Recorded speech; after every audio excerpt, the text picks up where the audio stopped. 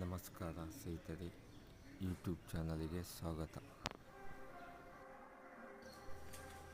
ದೇಹಕ್ಕೆ ಆರೋಗ್ಯಕರವಾದ ಬೀಟ್ರೂಟ್ ಕೋಸಂಬರಿ ಮಾಡೋದು ಹೇಗೆ ಅಂತ ತಿಳಿಸಿಕೊಡುತ್ತೇನೆ. ನಮ್ಮ ಅಜ್ಜಿ ಕಾಲದಲ್ಲಿ ಈ ಕೋಸಂಬರಿಯನ್ನು ಭಾಳ ಇಷ್ಟಪಡ್ತಿದ್ದು. ಬಾಳೆ ಎಲೆ ಎಣ್ಣೆ ಉಪಯೋಗ ಮಾಡ್ತಿದ್ದು.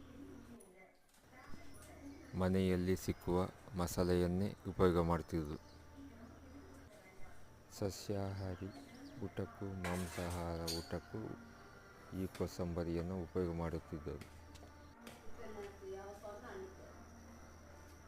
ಈ ವಿಡಿಯೋ ಇಷ್ಟವಾದಲ್ಲಿ ಲೈಕ್ ಮಾಡಿ, ಶೇರ್ ಮಾಡಿ, ಸಬ್ಸ್ಕ್ರೈಬ್ ಮಾಡಿ. ಬನ್ನಿ ವಿಡಿಯೋ ನೋಡೋಣ.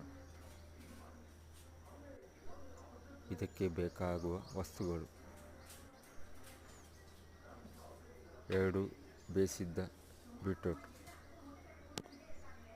2 ಈರುಳ್ಳಿ, 2 ಟೊಮೆಟೊ, 2 ಹಸಿಮೆಣಸಿನಕಾಯಿ, ಅರ್ಧ ಲಿಂಬೆಹಣ್ಣು, ರುಚಿಗೆ ತಕ್ಕಂತೆ ಉಪ್ಪು. ಭಾಳ ರುಚಿಕರವಾಗಿರುತ್ತದೆ. ಚಿಕ್ಕ ಮಕ್ಕಳಿಂದ ದೊಡ್ಡವರ ತನಕ ಭಾಳ ರುಚಿಯಾಗಿ ತಿನ್ನುತ್ತಾರೆ.